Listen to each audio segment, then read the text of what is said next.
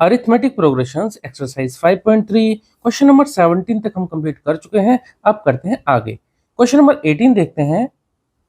A spiral is made up of successive semi circles with centres alternately at A and B starting with centre A of radii 0.5 centimetre. ऐसी आगे की radius दे रखी है as shown in figure. अच्छा, ये part मैं आपको figure से समझाता हूँ। What is the total length of such a spiral made up of 13 consecutive same circle? अब हमें इस स्पाइरल की टोटल लेंथ पता करनी है जिसमें कि 13 लगातार सेमी सर्कल्स बन रहे हैं। ठीक है, एक बार मैं आपको फिगर दिखाता हूँ फिर इससे समझाता हूँ। तो देखिए यहाँ पर एक स्पाइरल का फिगर दे रखा है। यहाँ पर देखो, यहाँ से यहाँ तक एक सेमी सर्कल बन रहा है, इसकी लेंथ है L1 और सेंटर होगा इसका A। ऐसे ही देखो यहाँ से एक सेमी सर्कल और बन रहा है जिसकी लेंथ होगी L2 और सेंटर होगा इसका B। ऐसे एक सेमी सर्कल और ऐसे ये आगे सेमी सर्कल बढ़ते जा रहे हैं। ठीक है, तो पहला सेमी सर्कल L1, दूसरा सेमी सर्कल L2, तीसरा L3, L4 ऐसे बढ़ते आएंगे। अच्छा, टोटल जो ये सेमी सर्कल है वो दे रखे हैं यहाँ पर 13। तो मैं यहाँ पर लिख लेता हूँ n इक्वल टू 13। अब हमें जितने भी 13 सेमी सर्कल बन रहे हैं इनकी टोटल लेंथ कितनी होगी ये हमें पता करना है। ठीक है, अब आप बताइए कि एक सेमी सर्कल की लेंथ कितनी होती है। देखो जो सर्कल होता है उसकी लेंथ होती है 2πr। तो एक सेमी सर्कल की लेंथ होगी कितनी, सिर्फ πr। ठीक है, तो यहां से अगर मैं बात करूं टोटल लेंथ ऑफ स्पाइरल, लिख लेता हूं टोटल लेंथ ऑफ स्पाइरल कितनी होगी, जितने भी सेमी सर्कल बन रहे हैं उनकी सबकी लेंथ को प्लस कर देते हैं। यानी देखो L1 plus L2 plus L3, पहले तो मैं ऐसे ही लिख देता हूं, यानी L1 plus L2 plus L3 plus dot dot dot L13 तक, क्योंकि टोटल जो सेमी सर्कल है 13। अब एक सेमी सर्कल का जो लेंथ होती है उसका सर्कमफ्रेंस अगर मान लो मैं पूरा एक सर्कल मानता तो क्या होता है 2πr होता है। अब सेमी सर्कल यानी हाफ, यानी कि सिर्फ πr। अब क्योंकि L1 के लिए लिखूंगा तो πr1 लिख देता हूँ, L2 के लिए πr2, इसी तरह से लास्ट तक L13 तक तो πr13। ठीक है, चलिए अब देखो यहां से सबसे मैं पाई एक बार कॉमन ले लेता हूं। आप पाई के साथ भी ले सकते हैं पर कैलकुलेशन आसान करने के लिए पाई बाहर ले लो कॉमन, और यहाँ ब्रैकेट के अंदर क्या बचेगा R1 plus R2 plus dot dot dot R13 तक। ठीक है, चलिए अब देखो पाई ऐसे लिखा। यहाँ पर जो ये जो हमारी लेंथ है इसका जो रेडियस है, यानी कि ये जो सेम सर्कल बनना है इसका रेडियस है पहला R1 0.5 और R2 1.0 सेंटीमीटर। तो 0.5 1 1.5 2, तो यहाँ पर 0.5 का डिफरेंस मिल जाएगा हमें। तो ये बन जाएगी हमारी AP 0.5 फिर 1 प्लस 1.5, इस तरह से लास्ट में R13 बन जाएगा। चलो हमने यहाँ लिखा नहीं है, कोई बात नहीं। इस AP में डिफरेंस की बात करें तो मैं यहाँ लिख देता हूँ, चलिए डिफरेंस यहाँ लिख देता हूँ 0.5 सेंटीमीटर। D लिख दिया, N लिख दिया। अब देखो हमें 13 यानी कि 13वां यानी A13 हमें नहीं पता है तो हम पहले वो निकाल सकते हैं। A13 अगर हमें निकालना है तो A13 क्या होता है, sorry A plus N minus 1 into D. A यानी फर्स्ट टर्म, देखो इसमें यहाँ से इसको AP कंसीडर कर रहा हूँ, जो भी इसका सम आएगा उसको पाई से मल्टीप्लाई कर देंगे। सम निकालने से पहले हम जो इसका 13th टर्म है ना, यानी इस AP का लास्ट टर्म वो पता कर लेते हैं। ठीक है, चलो A13 equal to A plus N minus 1 into D. A यानी फर्स्ट टर्म कितनी है 0.5 प्लस N कितना 13 माइनस, चलो मैं एक बार 13 लिख देता हूँ, 13 माइनस 1 इंटू डी। डी कितना दे रखा है 0.5। चलो 0.5 प्लस 13 माइनस 1 कितना हो जाएगा 12 इंटू 0.5 कर देते हैं सॉल्व। ये तो हो जाएगा 0.5 प्लस 12 5 60 होता है, यानी 6.0। तो A13 आ गया कितना हमारा 6.5, यानी कि इस AP की जो लास्ट टर्म होगी कितनी होगी 6.5, यानी कि लास्ट में जो है कितना 6.5 आ जाएगा, यानी हमें A13 हमें पता पड़ गया। अब देखिए इस AP को हमें सॉल्व करना है, यानी इस AP को हमें प्लस करना है। तो देखो फर्स्ट टर्म हमें पता है 0.5, A हम ले लेंगे 0.5, लिख देता हूँ मैं। A हो गया हमारा 0.5 और AN यानी A13 मिल गया हमें, लास्ट टर्म कितना 6.5।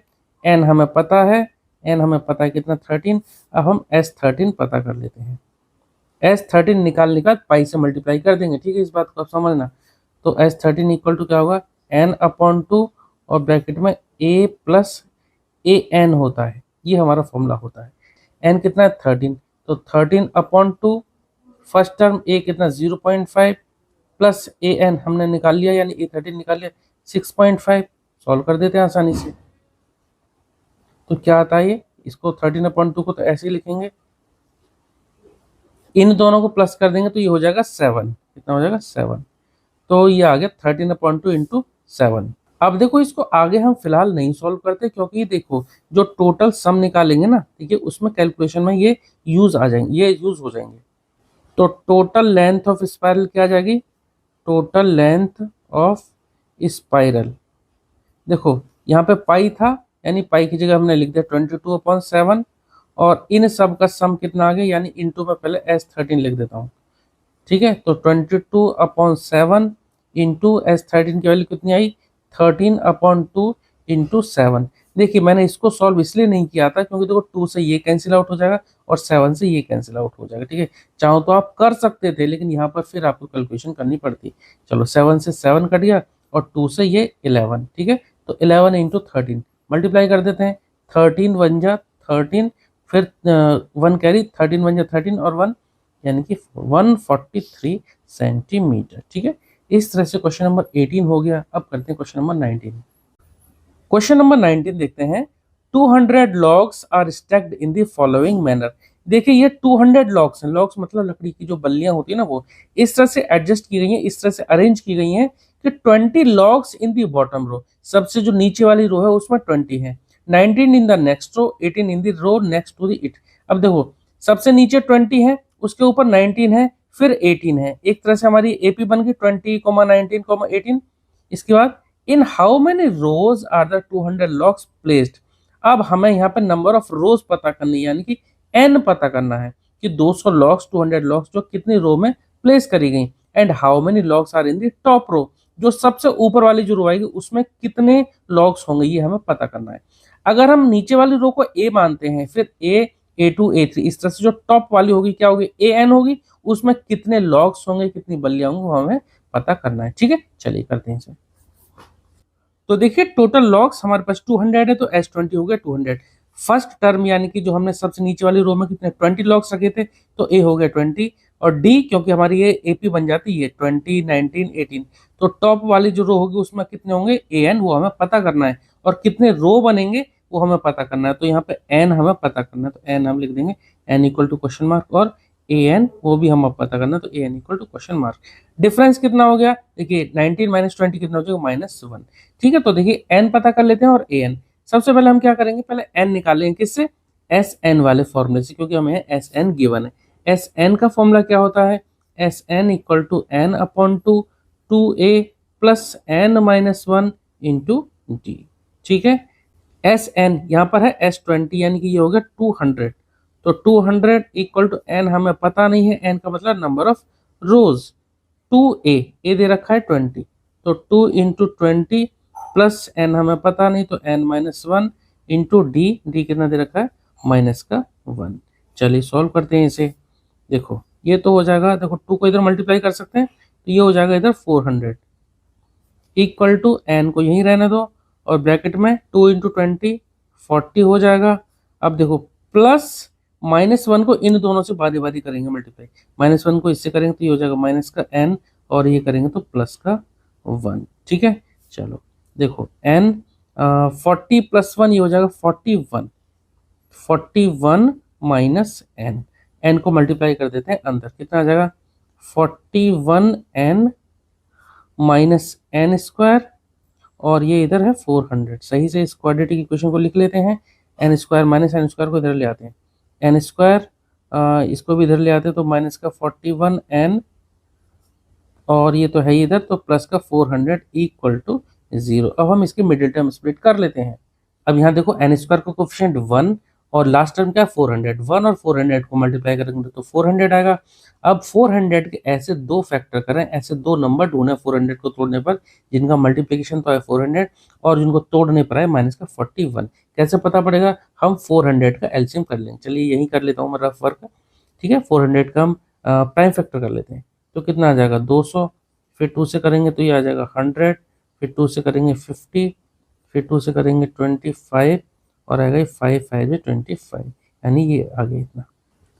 अब देखिए यहाँ पे 2 2 जा 4, 4 2 जा 8, 8 2 जा 16। अगर हम एक बार 16 ले लेते हैं और ये ले लेते हैं 5 5 25। 16 प्लस 25 कितना हो जाएगा 41, जो कि हमें चाहिए। तो 16 और 25 इन दोनों को प्लस करेंगे तो 41 आ जाएगा। दोनों को ही हम माइनस माइनस का ले लेंगे, ठीक है, और मल्टीप्लाई करेंगे तो 400 आएगा। तो क्या करेंगे, एन स्क्वायर को हमने ऐसे लिया, माइनस 41 की जगह हम ले लेते हैं माइनस 25n और माइनस का ही 16n। देखिए क्योंकि ये दोनों माइनस माइनस के हैं तो जुड़ के माइनस 41 हो जाएंगे, और दोनों माइनस माइनस के तो इनको मल्टीप्लाई करेंगे तो प्लस का 400 मिल जाएगा, ठीक है। सॉरी, प्लस का 400 हम यहाँ लिखेंगे, ठीक, इक्वल टू 0। अब इन दोनों से कुछ कॉमन ले लेते हैं, n कॉमन ले पाएंगे, तो n लिया तो क्या आएगा n माइनस 25। यहाँ से दोनों से माइनस का 16 कॉमन ले लेते हैं, माइनस का 16 कॉमन ले लेते हैं, तो क्या बचेगा n, और ये प्लस, क्योंकि हमने माइनस बाहर लिया तो प्लस की जगह हो जाएगा माइनस, यहाँ क्या बचेगा 25। ठीक है, अब जो दो ब्रैकेट सेम आए उनको हम लिख लेंगे एक बार, यानी n माइनस 25 लिख लिया, और जो यहाँ पर ये बचता माइनस n माइनस 16 वो हमने एक बार लिख लिया, ठीक है। इक्वेट कर देंगे 0 के और n की वैल्यू फाइंड आउट कर लेंगे। तो यहाँ पर हमें इक्वल करेंगे 0 के, तो minus n minus 25 equal to 0, n की वैल्यू आ जाती है 25 यानी कि 25। दूसरा यहाँ से n माइनस 16 है, इक्वल करें इसको 0 के, तो यहाँ से n की वैल्यू आई 16। अब देखिए ये कैसे पॉसिबल है कि n की वैल्यू 25 भी हो और n की वैल्यू 16 हो। भाई टोटल नंबर ऑफ लॉग्स है हमारे पास 200।